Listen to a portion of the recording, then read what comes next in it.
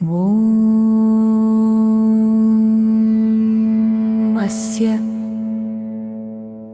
श्री सरस्वती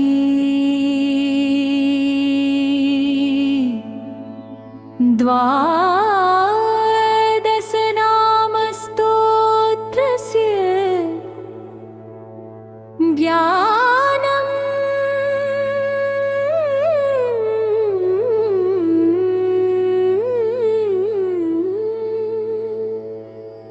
सरस्वती त्वयं दृष्टा वीणा पुस्तकधरिणी हंसवाह समायुक्ता विद्यादानकरी मम द्वादशे नामालु ॐ भारती नमः ॐ सरस्वती नमः ॐ शारदा नमः ॐ हंसवाहिनी नमः ॐ जगति ख्याता नमः ॐ वागीश्वरी नमः ॐ कौमारी नमः ॐ ब्रह्मचारिणी नमः ॐ बुद्धिदात्री नमः ॐ वरदायिनी नमः ॐ शुद्रघण्टा नमः ॐ विलयेश्वरी नमः फलश्रुती